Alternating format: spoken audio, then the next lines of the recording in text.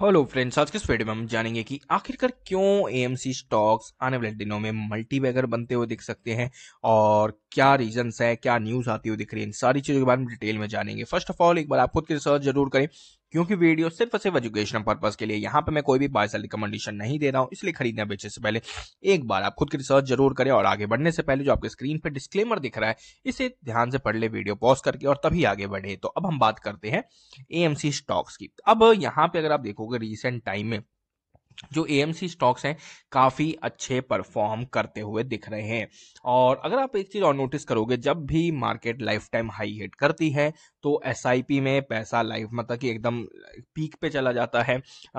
Market में investment peak पे जाता है, ठीक है।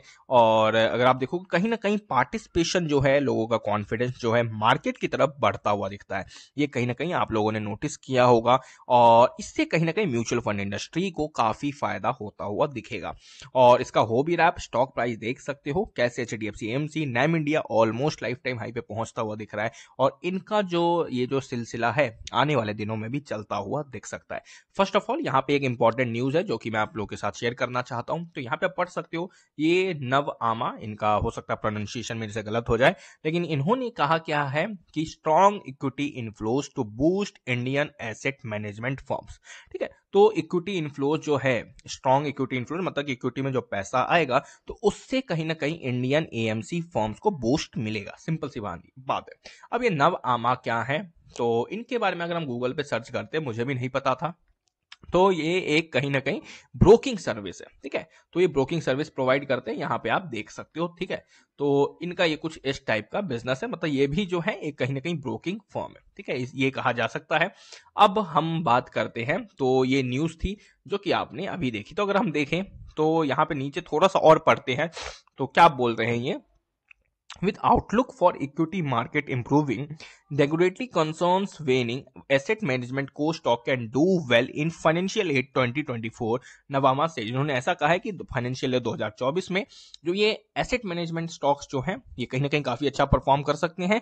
और इन्होंने कौन कौन से स्टॉक को पिक किया है, एचडीएफसी एएमसी को, नैम इंडिया को, ये इनके टॉप बेट्स है, ठीक है। और for FY24 to date, strong SIP inflows have driven active equity net inflows to 1.22 trillion Indian rupees. और ये वही बोले कि इतना कहीं ना कहीं इन्वेस्टमेंट आता हो दिख रहा है, वो चीजें ये बता रहे हैं यहाँ पे, ठीक है।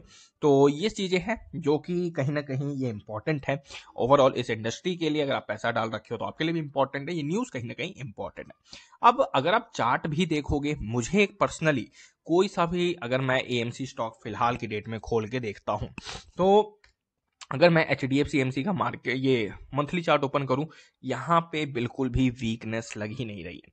अगर आप इसका देखोगे, वीकनेस की बात करूं मैं, अगर आप यहाँ पे एक चीज नोटिस करोगे तो यहाँ पे आप देख सकते हो आज की डेट में ये स्टॉक काफी अच्छे से गिरा था, ठीक है। और काफी मतलब कि ऊपर से काफी लोअर लेवल से बाइंग आई और फिर से ऊपर चला गया। तो इसमें गिरावट भी ज्यादा नहीं होगी, ये भी आपको ध्यान में रखना चाहिए। गिरता भी है तो बहुत ही तेजी से बाइंग आती हुई देखिए। कितना ऊपर जाएगा ये करेक्ट लेवल बताना मुश्किल है, क्योंकि जब तक मेरे हिसाब से बॉलिंजर बैंड का अपर लेवल ये इस टाइप का पैटर्न बन के चल रहा है, तो ये काफी मजबूती के संकेत होते हैं और ये जल्दी ब्रेक नहीं होता है, ठीक है। कितने दिनों तक चलेगा ये बताना मुश्किल है, ये चीज मैं आपको बता देना चाहता हूं। आपको मैं एक एग्जांपल देना चाहता हूं, वीवीएल, इस शेयर को तो आप लोग काफी जानते होंगे, मल्टी बैगर बनता हुआ दिखा है। और इसका जरा आप पैटर्न देख लो, सेम पैटर्न, वही पैटर्न है जो एचडीएफसी एएमसी का दिख रहा है हमें। और ये ऐसे ही अपर लेवल को पकड़ पकड़ के चलता हुआ दिख रहा था।